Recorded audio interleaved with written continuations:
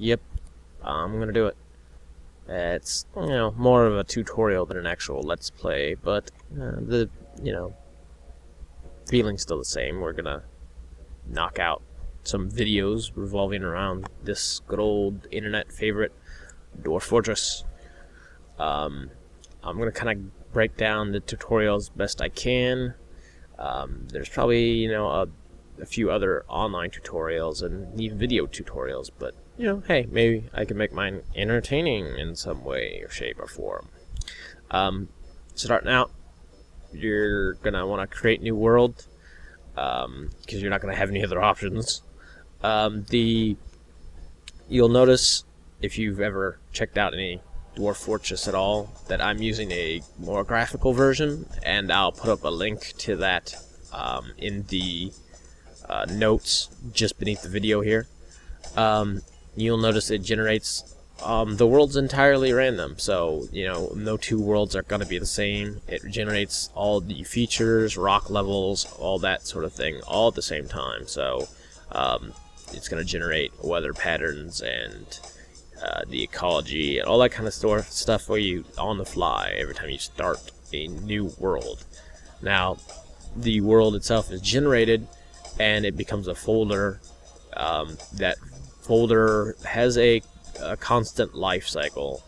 So long as you're playing it, that everything you do is going to be in this file somewhere, in this folder. So you can go back and revisit old fortresses, or build new fortresses on several different areas, but the year will always constantly pick up from where you last left off. Anyway, you'll notice that there are a lot of random names for various features of the world, and all those are also randomly generated, so you'll kind of end up with some goofy things now and again. Once you've generated that world, however, you'll go to the start, and you'll find that your new world name has 3 options. Legends is just the history of what's happened in the world gen back there. Normally it's, civilizations fighting other civilizations, monsters killing other monsters, this guy making an awesome weapon, that kind of thing. Adventure is kind of just building up one guy's skills, armor, weapon, that sort of stuff, and just wandering about killing those monsters or attacking civilizations, doing whatever you want. But since Dwarf Fortress mode is the, fun mode, as it were, the most fleshed out mode, this is the one we're gonna, kind of focus on here. As far as this goes right here, you'll see on the right side, it tells you the information about that particular location on the local map. You've got pretty much self-explanatory about the temperature, what kind of trees are there, what kind of tree cover. I kind of accidentally hit the note button there, so disregard me putting a note there, because there's nothing there that I really care about. But it tells you what the name of the water source is.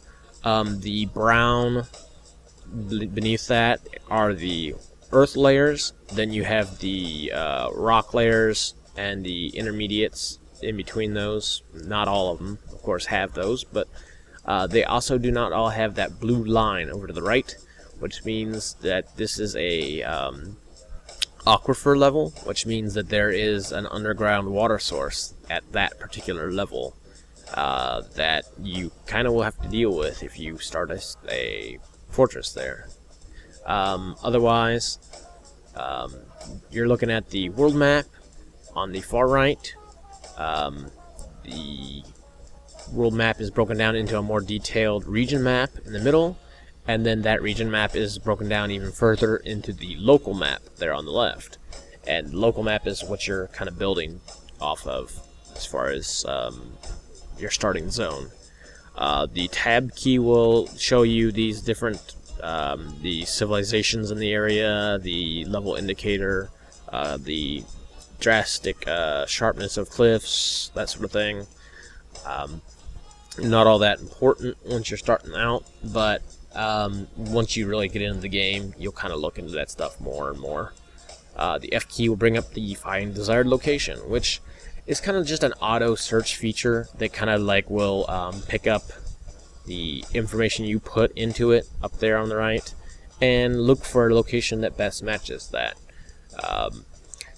Again, the options are pretty self-explanatory. Savagery and evil, the different levels are essentially whether or not you'll have a lot of monsters like zombies and skeletons and whatnot, or whether or not you'll have just random wild animals wander through. The higher you put these, the more frequent you'll have to deal with these sorts of creatures. So starting out, you might not want to deal with that at all. Elevation, temperature, rain, pretty self-explanatory. Drainage is for whether or not the earth, the soil levels, maintaining that water.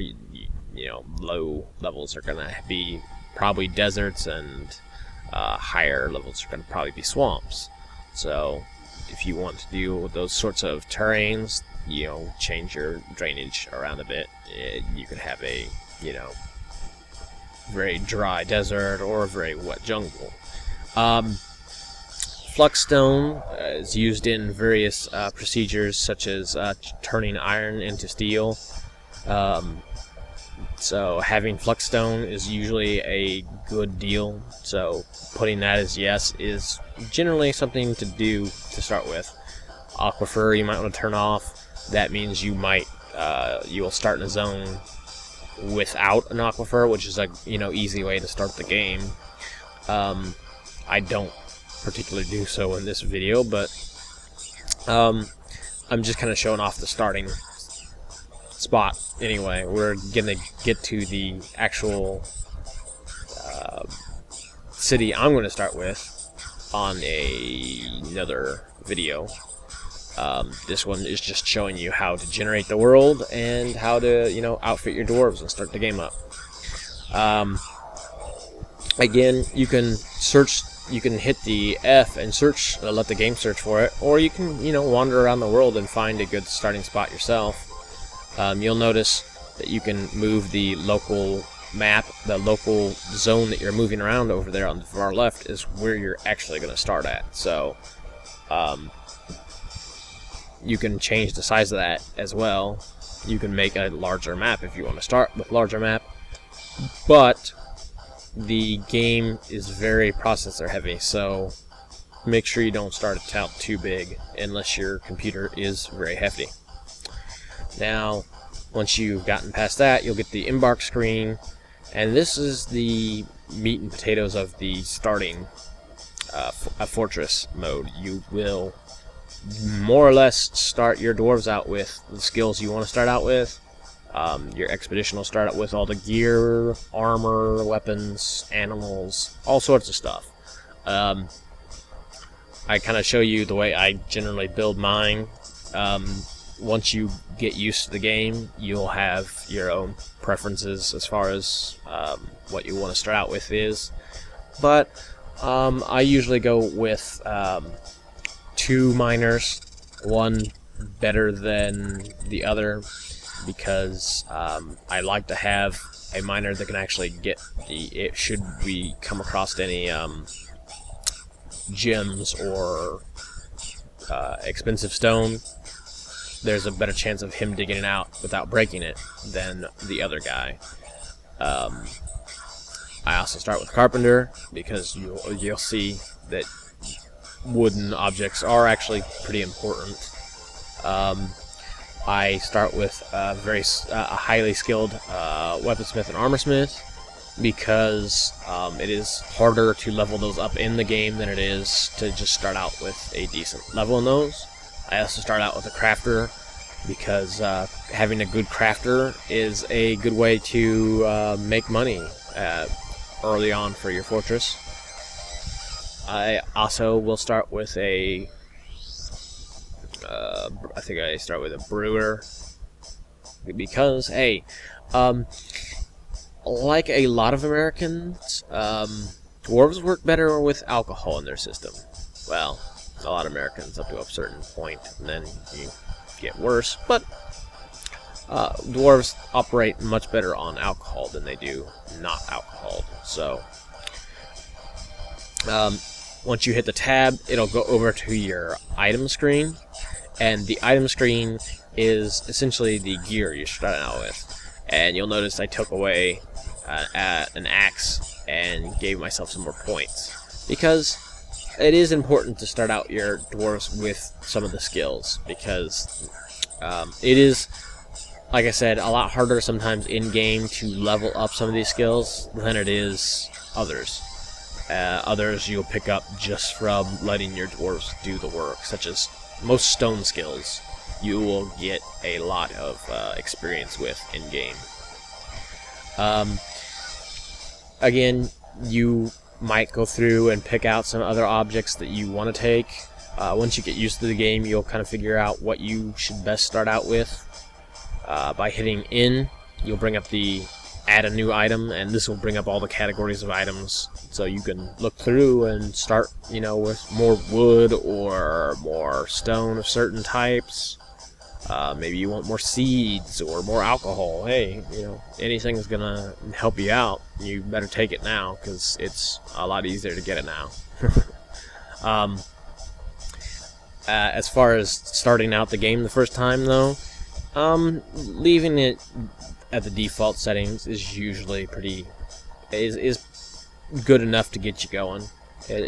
Again, once you familiarize yourself with the game, you'll work through what you need to do, and you know, you might have a better setup for your particular area or game style.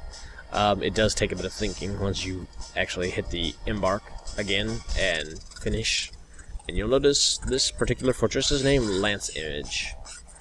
Lance Image, the name is randomly generated as well. You can kind of name some of the things back there on the screen, but I don't really mess with it usually. And this is the game screen. Yes, you'll notice again it's a graphic version, and I openly suggest, if you are a first-time player, that you get the version that I linked to, because it is very handy to have some sort of graphic representation of everything, instead of a bunch of dots and letters and symbols, what have you.